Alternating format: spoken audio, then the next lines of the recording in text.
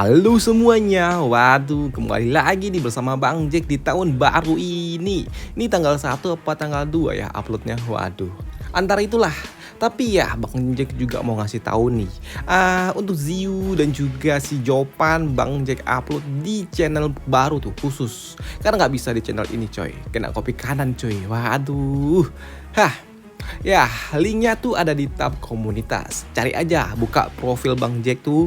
Lihat di situ komunitas. Di situ ada tuh tab komunitasnya dan ada juga linknya. Jadi ya langsung aja pindah ke sebelah untuk bahas Yu dan juga si Jopan. Waduh. Yuk kita gaskan dulu yuk si ini nih, si Feng Hao-nya. Langsung aja yuk kita gaskan. Mereview sedikit dari part sebelumnya setelah Feng Hao memenangkan event pertarungan generasi muda 4 keluarga bangsawan. Di sini Feng Hao dia akan menjadi incaran bagi para bangsawan lainnya karena dirinya dianggap Feng Hao dapat mengganggu stabilitas kekuatan para bangsawan yang ada di kota kecil ini. Dan itu juga membuat Feng Hao dirinya saat ini sedang berkultivasi dan tiba-tiba saja di sini Feng Hao dirinya merasa ada yang tidak beres. Dan itu memaksa dirinya harus langsung mengambil sebuah sikap bertahan dan berujar, "Siapa di sana?" ujar dari Feng Hao. Dan melihat sikap respon dari Feng Hao yang cukup cepat membuat salah seorang asasin dari balik bayangan dia berujar, "Ya, responmu cukup lumayan cepat." Namun di sini Feng Hao yang harus berhadapan dengan seorang asasin yang memiliki level jauh di atas dirinya, jelas hal itu tidaklah mudah. Bahkan dirinya harus sampai tertangkap. Nah, jangan kau tanyakan pertanyaan yang membosankan seperti itu. Dan jangan pernah kau berpikir dapat lolos dari diriku, ujar dari seorang asasin yang telah berhasil menangkap Feng Hao. Namun untuk Feng Hao sendiri, dirinya tetap bertahan dan berusaha untuk dapat lolos dari terjangan asasin itu. Dan melihat tatapan mata dari Feng Hao yang sepertinya menantang membuat pria bertopeng dia berujar, "Oi nak, jaga matamu itu. Kau hanya dapat menyalahkan dirimu sendiri karena kau telah memancing seseorang untuk menginginkan nyawamu itu. Karena aku hanya menjalankan pekerjaanku." Namun di sini Feng Hao tanpa diduga dia dapat melepaskan diri dari terjangan pria bertopeng itu. Melihat targetnya dapat lolos membuat pria bertopeng dia berujar, menghilang ya. Lumayan. Ternyata kau dapat melawan balik dalam kondisi yang seperti ini. Ya, menarik, ujar pria bertopeng ini. Maka dari itu tapi sayangnya aku tidak akan membiarkan kau dapat bertahan hidup, ujar pria bertopeng itu. Dimana dia juga berujar, "Oi nak, keluarlah. Aku akan menghabisimu dengan cepat. Dan itu tidak akan terasa menyakitkan loh." Sedangkan untuk Feng Hao sendiri, gila. Siapa orang itu? Kekuatannya jelas orang itu. Dia bukanlah lawan yang dapat aku kalahkan. Bahkan aku saat ini tidak memiliki waktu untuk dapat memulihkan diri, pikir dari Feng Hao. Dimana dia juga berujar di dalam hati, "Jika aku bergerak sedikit saja, orang itu jelas dia dapat menemukanku. Lantas apa yang harus aku lakukan?" pikir dari Feng Hao.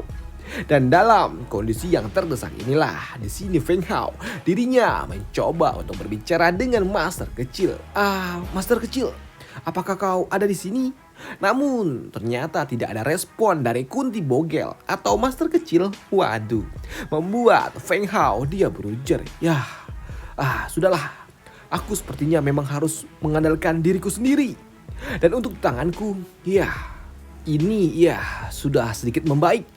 Maka dari itu mari kita coba sedikit aja, pikir dari Feng Hao yang berniat untuk dapat melawan balik. Sedangkan untuk pria bertopeng ini, di mana perginya bocah itu? Dia pasti masih ada di sekitaran sini, pikir pria bertopeng itu. Namun ketika dia melirik ke segala arah, dia menemukan sesuatu di balik sebuah pohon dan itu membuatnya tersenyum lebar karena dia berpikir kalau targetnya pasti sedang bersembunyi di tempat itu. Maka dari itu, ketemu kau bocah. Namun ternyata itu cuma baju milik Feng Hao yang membuat pria bertopeng dia kesal. Cih, berani-beraninya dia menipuku. Namun bersamaan dengan itu juga dirinya merasakan ada tekanan yang sangat kuat datang ke arah dirinya. Dan tekanan itu berasal dari atas kepalanya. Karena memang dari atas sana Feng Hao dirinya bersiap mengeluarkan teknik kodam harimau putih miliknya, yaitu teknik telapak tangan harimau surgawi. Ya, serangan mematikan milik Feng Hao ternyata tepat mengenai pria bertopeng itu. Walaupun sayang sekali serangan itu tidak berhasil menghabisi pria bertopeng itu dalam satu serangan. Aku menggunakan semua kekuatanku untuk dapat bertahan. Dan itu juga hampir saja membuatku wassalam. Gila, bocah itu dia sangat kuat. Namun sayangnya, bocah itu, tubuhmu tidak akan dapat menahan teknikmu itu sendiri. Oi bocah, aku khawatir kalau kau tidak akan dapat bertahan lama. Jadi aku sarankan kau keluar saja. Namun dengar apa yang dikatakan oleh pria bertopeng membuat Feng Hao dia berujar bacot. Hidupku adalah hidupku, bukanlah kau yang menentukannya. Aku pasti dapat bertahan hidup. Dan kau yang ingin menangkapku, tangkap aku jika kau bisa, ujar dari Feng Hao sembari terus berlari pergi menuju hutan lebih dalam lagi. Dan itu membuat pria misterius ini, assassin ini, dia berujar, bocah itu, dia tahu kalau dirinya tidak bisa melawanku dan dia malah pergi ke dalam hutan lebih jauh lagi. Masuk ke arah gunung monster. Bocah itu, kau pikir kau bisa bertahan hidup kah? Bocah itu, dia benar-benar sudah gila. Karena untuk diriku sendiri saja, meskipun aku dalam kondisi yang prima sekalipun, jelas aku tidak akan berani memasuki area hutan. Maka dari itu aku harus kembali dan melaporkan hal ini. Lagi pula, masuk ke dalam area hutan tidak ada bedanya dengan kematian, pikir pria misterius itu. Dan beberapa saat kemudian ketika pria misterius ini dia melaporkan temuannya, yang ada malah Doi dihajar dengan sangat keras oleh patriark keluarga Yang, di mana dia berujar, dasar tidak berguna. Bahkan kau menghabisi seorang bocah saja tidak becus, dasar sampah. Sekarang kirimkan semua penjaga ke area hutan dan blokir semua jalan keluar. Aku harus memastikan kalau bocah itu benar-benar telah koit, ujar patriark keluarga Yang. Sedangkan untuk Feng Hao sendiri, saat ini dirinya berjalan di dalam hutan dan dia masuk ke area hutan terdalam dengan kondisi tubuh yang tidak karuan, di mana kekuatan fisiknya juga telah mencapai batas. Namun dia tetap bertekad, aku tidak boleh mati. Aku belum boleh mati, ujar dari Feng Hao. Walaupun pada akhirnya Feng Hao dia harus tersungkur. Walaupun Feng Hao dirinya harus terpingsan dan berada di dekat area hewan-hewan liar. Di sini Feng Hao dia masih dapat selamat berkat bantuan dari master kecil, di mana dia berujar, sebenarnya ini adalah takdirnya, tapi ya sudahlah. Seharusnya aku juga tidak melakukannya, tapi untuk kali ini saja, aku akan membantu dirimu, ujar master kecil yang ternyata selama ini dia tidak meninggalkan Feng Hao begitu saja. Hingga keesokan pagi harinya Feng Hao dia pun terbangun dari tidurnya. Namun ketika dia melihat ke area sekitar, barulah dia sadar kalau, kenapa aku tidur di tempat ini? Siapa yang menolongku? Pikir dari Feng Hao. Namun dirinya juga tahu satu-satunya makhluk yang mau menolongnya jelas itu adalah master kecil. Maka dari itu di sini Feng Hao dia berujar, master kecil, apakah itu kau? Kau yang telah menolongku? Tanya dari Feng Hao. Tentu saja itu aku. Kalau tidak, sudah jelas kau akan menjadi makanan para monster. Ujar dari master kecil. Diselamatkan oleh master kecil jelas membuat Feng Hao. Dia berujar, terima kasih master kecil. Tapi ngomong-ngomong, master, apakah kau tahu jalan untuk kembali? Tanya dari Feng Hao. Namun di sini master kecil dia berujar, tidak. Jangan kembali untuk saat ini. Dan karena kau telah ada di tempat ini, maka dari itu kau harus dapat bertahan hidup di tempat ini. Ujar dari masa kecil yang membuat Feng Hao dia berujar, apa? Bertahan hidup di tempat seperti ini? Master, seseorang yang ada di tingkatan martial saja mereka tidak dapat bertahan hidup di tempat seperti ini, apalagi aku, ujar dari Feng Hao. Maka dari itu, master, kalau begitu aku pamit dulu ya. Namun ketika master kecil dia berujar, Feng Hao, apakah kau mau terus hidup sebagai sampah di sisa hidupmu? Di sini master kecil dia juga berujar, kau belum pernah mengalami ujian hidup mati. Dan tanpa adanya tekanan dari luar, kau pikir, kau bisa menjadi kuat hanya dengan bekerja keras? Hei, ayolah, ini bukanlah dongeng anak kecil, ujar dari master kecil yang menyentil ginjal yang Feng Hao. Di sini master kecil ia juga berujar, Feng Hao, tubuh marsialmu itu adalah jalan buntu. Dan dengan memiliki tubuh yang seperti itu, apakah kau pikir 3 tahun lagi kau dapat menepati janjimu? Apakah kau pikir kau bisa menggunakan tubuhmu itu untuk dapat melawan gadis Yun itu? Lantas bagaimana caranya kau dapat melindungi keluargamu dengan kondisimu yang seperti itu? Ujar dari masa kecil yang membuat Feng Hao dia pun sadar kalau semua kata-kata dari master kecil itu benar adanya. Dan itu membuatnya berujar, master, ya kau benar. Maka dari itu ya, aku akan mengikuti semua saran dirimu untuk dapat menaklukkan gunung monster ini dan berubah menjadi lebih kuat lagi, ujar dari Feng Hao. Sedangkan di tempat lainnya, di kediaman keluarga Feng, saat ini pria bertopeng yang telah menyerang Feng Hao, dirinya malah datang ke dalam kediaman keluarga Feng. Dan dia datang langsung menemui bapaknya Feng Hao, di mana dia juga mengatakan semua tentang apa yang telah terjadi pada malam hari itu, perihal misi yang dia terima dari keluarga Hu dan juga keluarga Yang untuk menghabisi putranya. Dan hal itu jelas membuat Feng Chen, bapaknya Feng Hao, dia benar-benar murka mendengar anaknya Feng Hao harus menjadi incaran para assassin yang memaksa Feng Hao dirinya harus berlari memasuki area gunung monster. Dan itu membuatnya berujar, keluarga Hu dan juga keluarga Yang, berani-beraninya kalian menyakiti Feng Hao, aku benar-benar akan meratakan kalian, ujar dari Feng Chen. Yang saat ini dirinya benar-benar telah termakan emosi ketika dia mendapatkan kabar kalau anaknya telah menjadi target dari seorang assassin. Dan itu juga membuat para tua dari keluarga Feng, mereka langsung mengumpulkan pasukan yang ada untuk segera melakukan penyerangan kepada keluarga Yang dan juga keluarga Hu.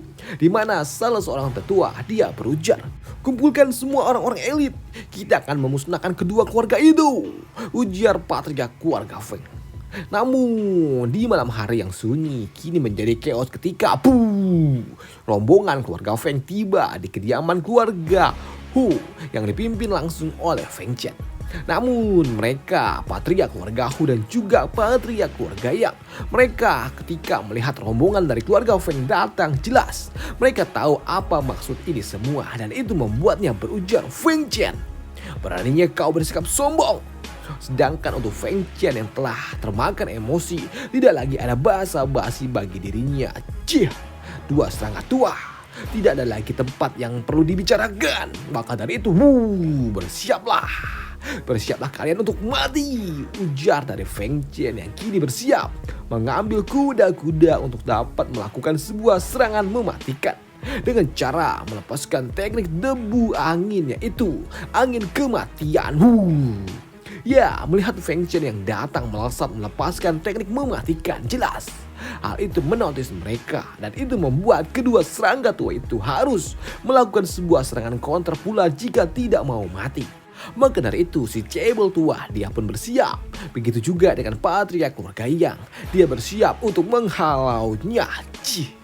Bagaimana mungkin aku akan membiarkan orang asing bersikap sombong di kediamanku? Maka dari itu, kini kedua patriark dari dua bangsawan lokal lainnya, mereka bersatu menyatukan kekuatan mereka langsung ke arah Feng Chen. Maka itu terjadilah sebuah benturan energi yang sangat kuat di area pertarungan. Dan itu walaupun harus 2 lawan 1, di sini Feng Chen ternyata dirinya dapat bertahan dari 2 serangan lawannya. Cukup sulit melawan kedua serangga tua itu. Apalagi bertarung di waktu yang bersamaan. Ini merepotkan. Sedangkan untuk 2 serangga tua, aku tidak menduga Feng Chen dia dapat menahan serangan kami berdua. Kita tidak boleh meremehkan kekuatan dari Feng Chen. Pikir serangga tua ini. Namun untuk saat ini keluarga Wang yang mendengar ada sebuah keributan, mereka pun datang. Mereka datang bukan untuk menjadi penengah, tapi mereka datang untuk membantu keluarga Yang dan juga keluarga Hu menyerang keluarga Feng. Bahkan mereka juga murid-murid dari keluarga Wang, mereka semua bertekad untuk melawan keluarga Feng. Jangan pernah kalian berpikir kalau kalian dapat kembali hidup-hidup setelah kalian datang ke tempat ini, ujar para murid-murid dari keluarga Wang. Namun sebelum keadaan tambah chaos lagi, tiba-tiba saja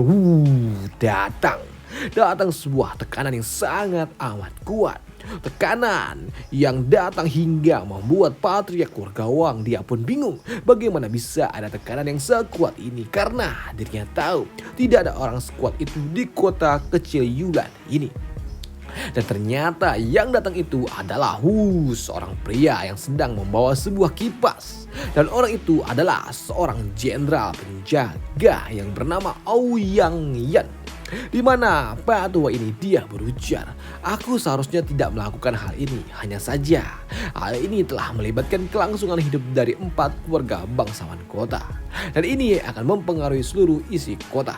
Namun melihat ada seorang jenderal membuat salah satu tetua dari keluarga Feng, dia berujar, jenderal, mereka telah bertindak keterlaluan. Mereka telah mengirimkan seorang asasin untuk menghabisi juniorku dan memaksanya untuk masuk ke dalam gunung monster. Dan sekarang juniorku dia telah hilang. Dan itulah kenapa kami datang ke tempat ini untuk menuntut sebuah keadilan, ujar seorang tetua dari keluarga Feng. Dan mendengar itu semua, di sini Jenderal Ouyang dia pun sempat terdiam sejenak sebelum dirinya mengambil sebuah keputusan. Yang pada akhirnya jenderal ini dia berujar, baiklah, aku mengerti. Tapi ya tetap saja kalian tidak bisa melakukan ini semua di kota Yulan. Maka dari itu aku akan mengirimkan seseorang untuk membantu kalian mencari bocah itu di area gunung monster. Dan sekarang bubar, ujar Jenderal Ouyang itu. Dan mendengar perintah itu, di sini keluarga Wang mereka pun paham dan akan pergi. Namun sebelum pergi, di sini keluarga Wang dia berujar, keluarga Feng, jangan salahkan aku jika kali ini akan bertindak juga. Sedangkan untuk keluarga Feng, setelah mendapatkan jaminan dari Jenderal Ouyang, mereka pun memutuskan untuk mundur. Tapi sebelum pergi, di sini Feng Chen dia berujar, lebih baik kalian semua berdoa agar Feng Hao dapat ketemu dalam kondisi baik-baik saja. Jika tidak, aku bersumpah akan menghabisi kalian satu persatu, ujar dari Feng Chen. Yang sempat membuat patriark keluarga Yang sempat terdiam. Sedangkan di sisi lainnya, di area hutan monster di dekat air terjun, saat ini Feng Hao dia sedang bertapa berkultivasi di bawah air terjun. Dia melakukan ini semua untuk dapat mempertajam instingnya, berlatih fokus untuk setiap gerakan dari teknik gerakan harimau Lui Li miliknya.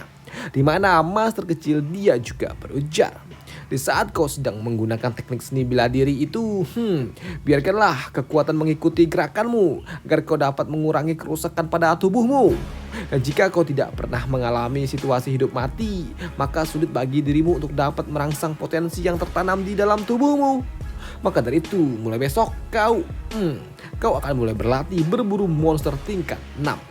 Ujar dari master kecil yang membuat Feng Hao yang mendengarnya dia shock. Apa? Monster tingkat 6?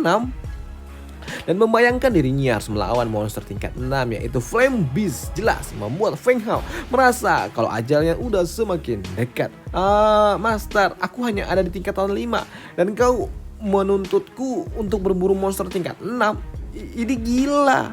Namun keesokan harinya, Feng Hao dirinya benar-benar langsung harus berlatih melawan monster sungguhan. Monster tingkat 6 yang akan memaksa dirinya harus mengeluarkan semua potensi yang dia miliki, menguji semua latihan yang selama ini telah ia lakukan.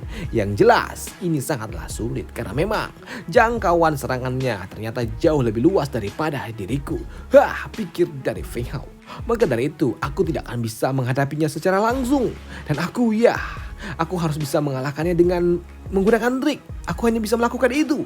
Maka dari itu ketika monster itu datang di sini, Feng Hao dia pun bersiap untuk melakukan aksinya. Aku tahu tidak peduli seberapa kuat lawannya, tapi tetap saja dia hanyalah seekor monster. Maka dari itu, aku akan menunjukkan kecerdasan yang aku miliki.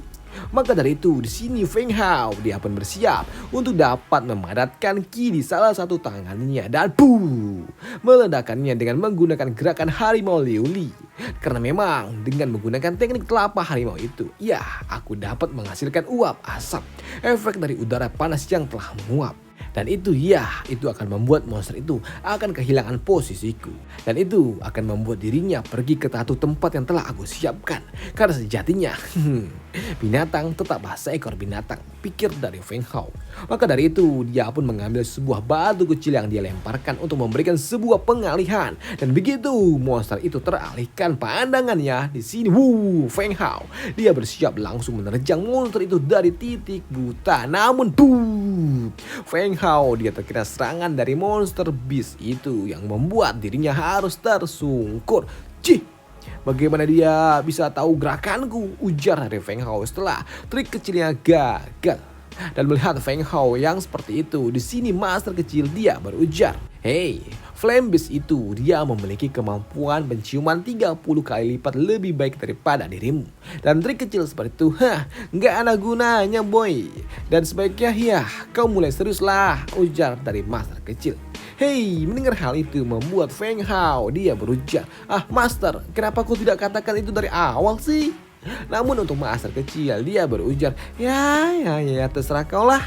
Tapi coba kau lihat ke depan dulu. Karena memang benar saja Flame Beast ia pun datang menerjang Feng Hao. Dan itu membuat Feng Hao dia bersiap untuk melepaskan teknik harimau liuli miliknya.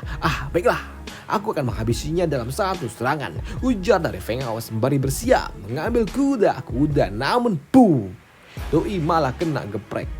Dan itu membuat Feng Hao ia hanya dapat terus-terusan berlari mencoba menyelamatkan diri. Dan itu membuat master kecil yang melihatnya dia berujar, membosankan. Sedangkan untuk Feng Hao sendiri dia pun berusaha mati-matian menghindari setiap serangan dari monster itu. Dan ia juga berujar, master kecil, tolong, kau tidak pernah mengajariku cara bertarung. Apa pula? Aku telah mengajarimu cara bertarung. Lah, menurutmu teknik telapak tangan harimau itu apa? Ujar dari master kecil. Mendengar hal itu membuat Feng Hao dia pun sadar, benar, teknik telapak harimau. Dan itu jika dipadukan dengan kecepatan dan juga teknik telapak tangan harimau ini, seharusnya teknik 5 jari roh harimau ini sudah lebih dari cukup. Maka dari itu Feng Hao dia dapat menghabisi satu monster beast tingkat 6 itu hanya dengan satu serangan yang tepat. Akhirnya aku mengerti. Dengan menggunakan kecepatan dan juga fokus serangan sepertinya aku mengerti cara menggunakan teknik ini dengan tepat, ujar dari Feng Hao. Dan selesailah cerita si Feng Hao di sini dulu, dan sampai jumpa di part selanjutnya. Bye, capek, thank you.